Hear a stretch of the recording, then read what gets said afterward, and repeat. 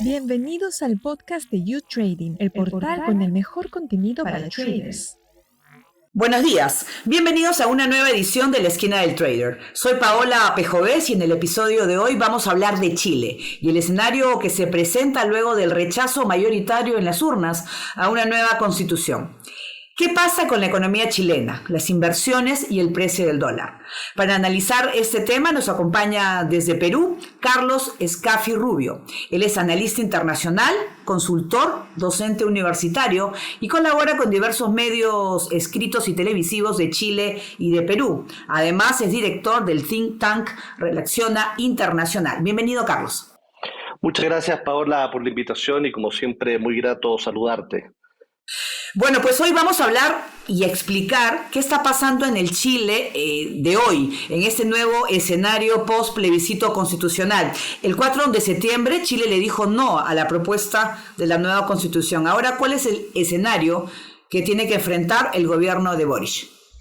Mira, efectivamente, lo primero es que el tiempo y la templanza nos irá decantando finalmente qué es lo que nos ocurrió este 4 de septiembre, pero si uno tuviese que explicarlo, yo básicamente definiría 4 grandes causas en las que se impone un rotundo rechazo a este plebiscito de salida en el que chilenas y chilenos finalmente decidíamos si aprobábamos o rechazábamos lo que la constituyente escribió y que fue resultado, como tú bien sabes, de este plebiscito de entrada que en su momento, Paola, tuvo un 78% de aprobación, es decir que la sociedad chilena decía sí queremos ir y queremos tener una nueva constitución. Ahora, con esa misma fuerza, hoy chilenos y chilenas les dijimos lo que se escribió no lo queremos así, queremos algo distinto.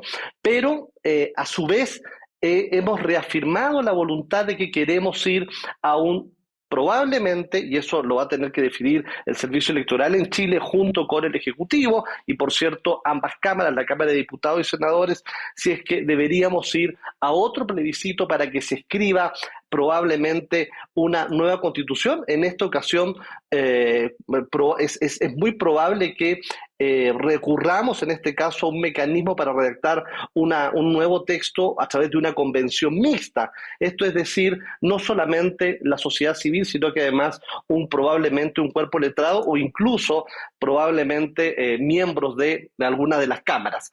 Las 4 grandes causas de por qué se rechaza esto básicamente se debe a que lo que se escribe finalmente nos comenzaba a fraccionar más, a fracturar mucho más, básicamente consecuencia de una serie de escándalos y excesos ideológicos sumados a revanchismo que impactaron de manera directa en la imagen que irradiaban los constituyentes y por cierto, de alguna forma esta imagen también, Paola, se traslada al gobierno del presidente Boric.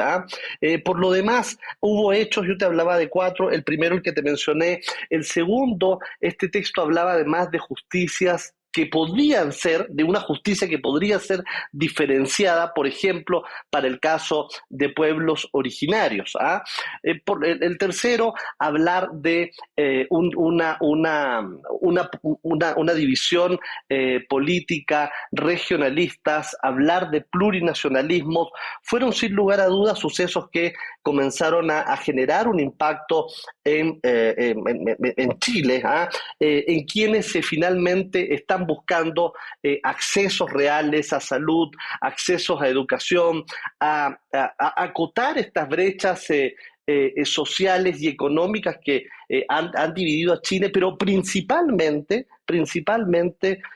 seguridad.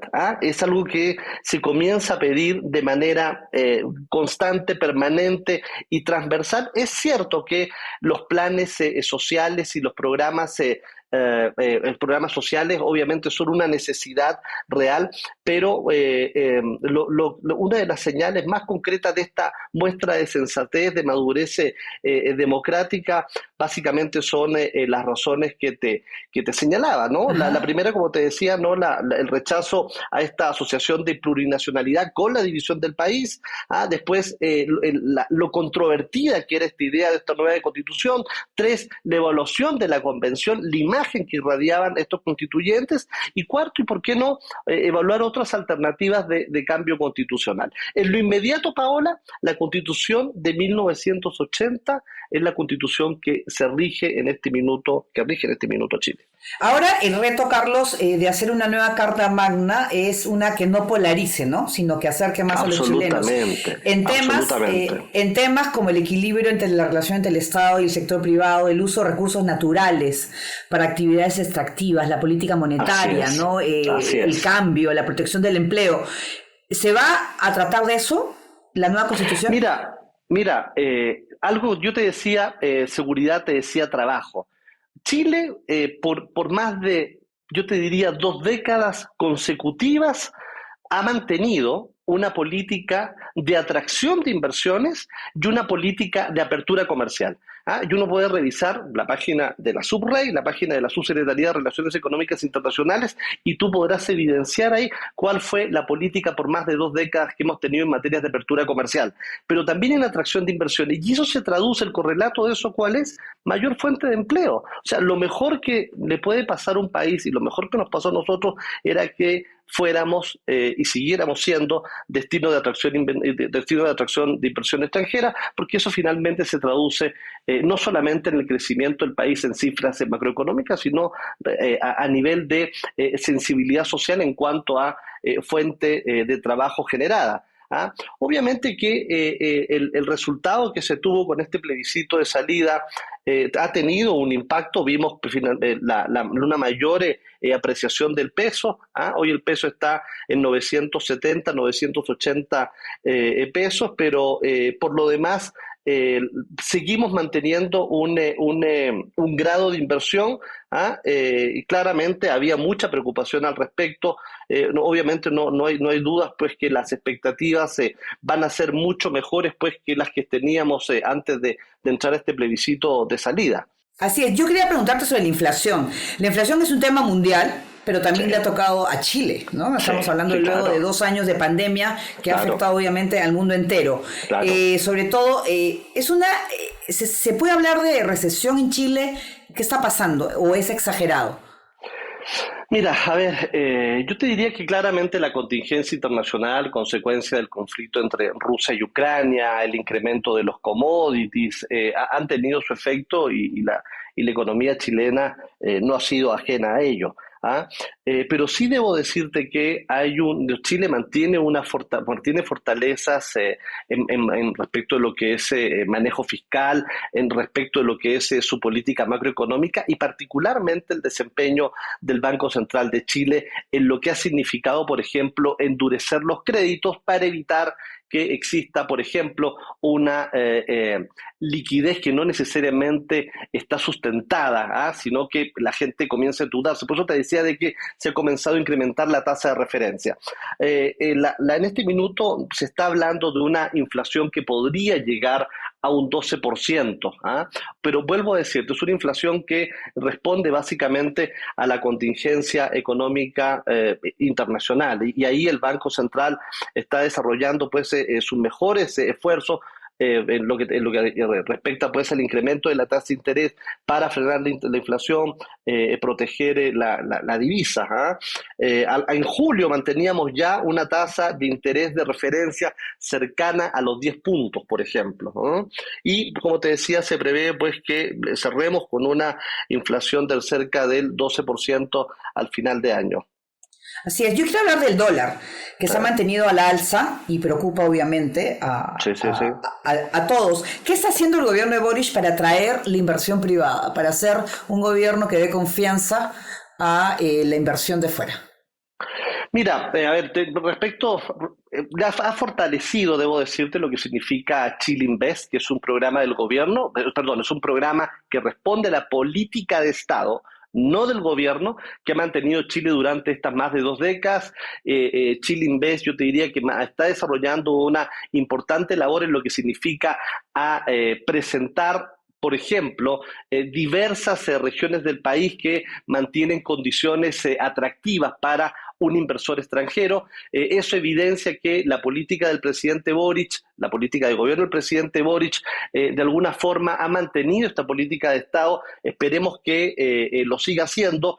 Y por otra parte, ha comenzado pues a demostrar una preocupación, en este caso a través del Ministerio de Hacienda, por entregarle señales concretas al mercado, básicamente de estabilidad jurídica, de estabilidad tributaria. Se habla de una reforma tributaria en Chile, pero con sensatez, con gradualidad, sobre todo con gradualidad, y no finalmente generar temor en ciertos inversores que operan además en Chile en actividades extractivas. Claro, porque además Chile siempre ha tenido esa buena imagen y siempre estaba a la cabeza en América Latina. En el tema de la reforma de pensiones, se hablaba que se va a presentar un proyecto para octubre, ¿no? ¿Cómo va a ser esa reforma de pensiones en Chile? Mira, todo el tema previsional en Chile, Paola, es un tema súper interesante y amplio ese. La reforma, el sistema de AFP en Chile podríamos decir que va camino a una profunda revisión, y yo te diría que incluso un cambio de 180 grados.